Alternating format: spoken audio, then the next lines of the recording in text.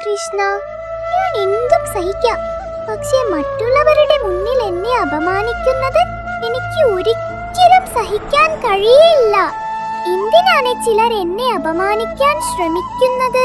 സഖി, ചിലർ അങ്ങനെയാണ്.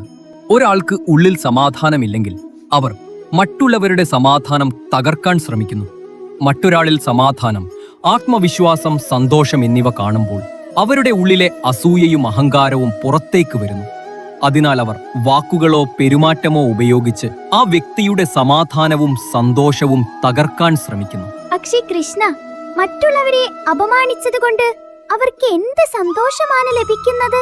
മറ്റുള്ളവരെ അപമാനിച്ച് അവർ വലിയവരാണെന്ന് സ്വയം ബോധ്യപ്പെടുത്തി അതിൽ സന്തോഷം കണ്ടെത്തുന്നു. ഒരാളെ അപമാനിക്കുന്നത് അവർക്ക് താൽക്കാലിക സന്തോഷവും ശക്തിയും നൽകുന്നു, അവരെന്തോ നേടിയതുപോലെ. എന്നാൽ സത്യത്തിൽ അത് അവരുടെ ബലഹീനതയും ഹൃദയത്തിനുള്ളിലെ ശൂന്യതയും തുറന്നു കാണിക്കുന്നു. അവരുടെ ഇരുട്ട് നിന്നെ താഴേക്ക് വലിക്കാൻ അനുവദിക്കരുത്.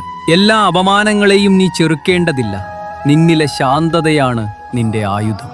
അപമാനത്തിനു മുന്നിൽ പോലും നീ ബഹുമാനത്തോടെ പെരുമാറുമ്പോൾ അത് നിന്റെ ഉള്ളിലെ ശക്തിയാണെന്ന് മനസ്സിലാക്കുക. ഓർക്കുക, മറ്റുള്ളവർ നിന്നോട് എങ്ങനെ പെരുമാറുന്നു എന്നതിനെ ആശ്രയിച്ചല്ല, നീ എങ്ങനെ പ്രതികരിക്കുന്നു എന്നതിനെ ആശ്രയിച്ചാണ് മറ്റുള്ളവർക്ക് നിന്നോട് ബഹുമാനമുണ്ടാകുന്നത്.